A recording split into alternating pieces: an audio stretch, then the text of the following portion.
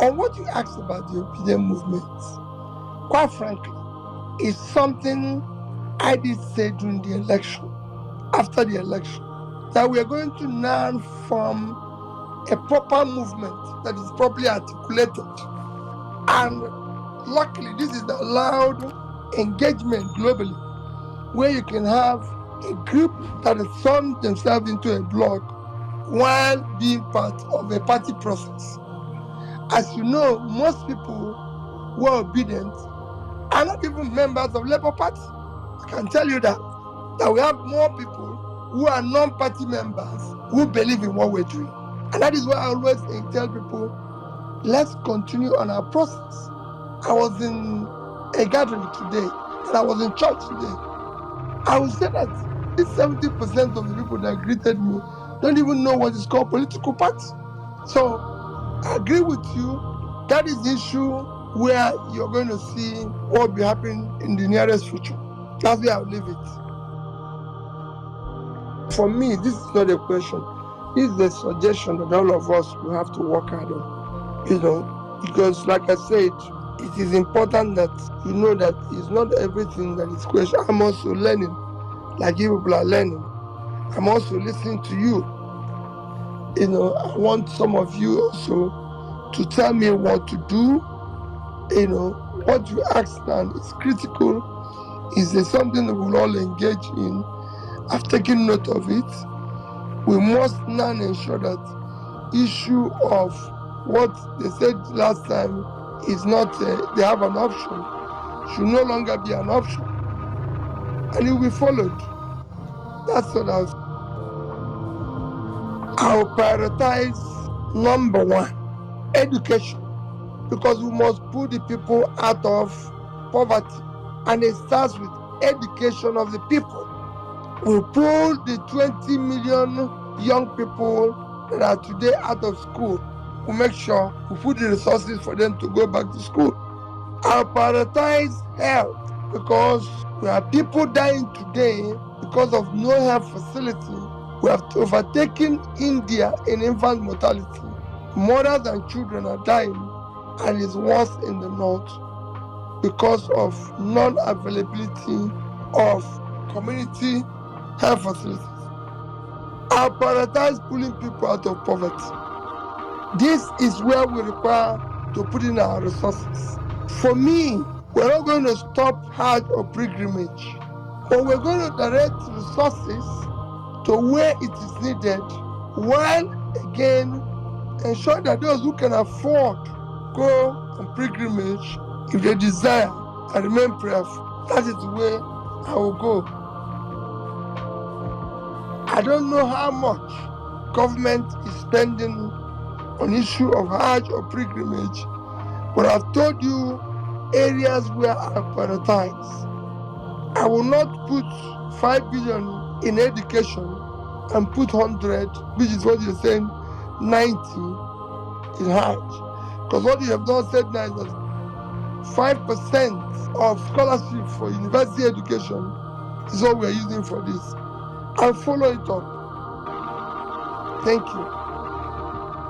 I am asking Mr. President, if it will not be good, you have a platform, you have loyal obedience across the world, tens of millions of honest and committed Nigerians who are committed to the visions that you embody.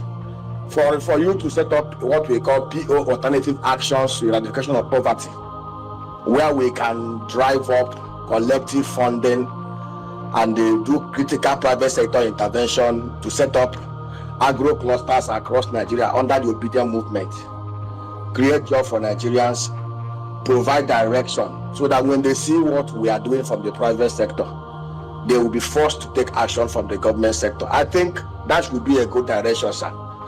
PO actions, active actions for eradication of poverty, private sector-led interventions on key critical agro clusters in Nigeria. The obedience will support it, and we will see the impact in Nigeria. Thank you, sir.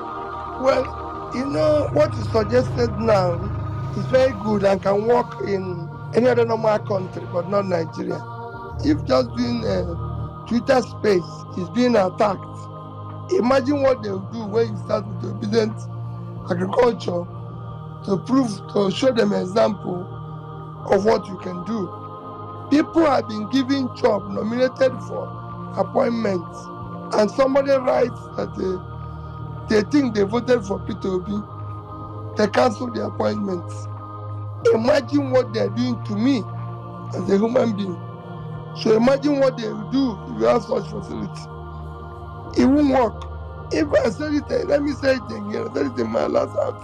If I tell you what I'm going through in hands of government, you'll be asking me, why are you not on the streets shouting? However, it's not a problem. If you choose to serve, you must be ready for certain measure of problems. So it will be tough.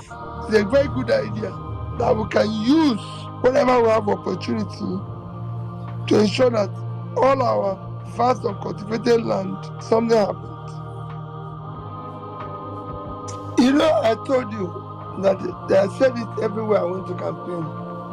Now, if I had won the election, declared that I won the election, the next election, and I say categorically, the next election must, diaspora will vote. If they can vote in Kenya, if they can vote in other African Ghana, they can vote in Nigeria. There's nothing wrong in that. It's a very easy thing. The reason why it's not happening in Nigeria is because they know if people vote honestly, and that's why it's not happening. There's no reason why today, in today's world, Nigerians in diaspora cannot vote. Besides, it's critical. You now we now earn more money from diaspora remittances than we get from oil. So there's no reason why you should not vote. But I keep saying, the country is being driven by drivers that have since passed their destination. If I'm involved, it must happen. Thank you. Good evening, my President, His Excellency Peter Gregory Ayanfe Olodumare Obi. Thank you so much, sir, for who you are. Thank you for the grace that God has given unto you. You're well appreciated. I thank you for who you are, for your modest, for your honor, for being a man of integrity, for your dignity.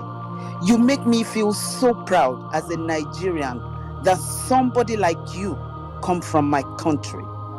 You know, majority of the time when I see the West celebrating their one, you know, like people that are doing great things in their society, I always look forward to that person in my country that I will be so proud of, just like I'm so proud of you, sir.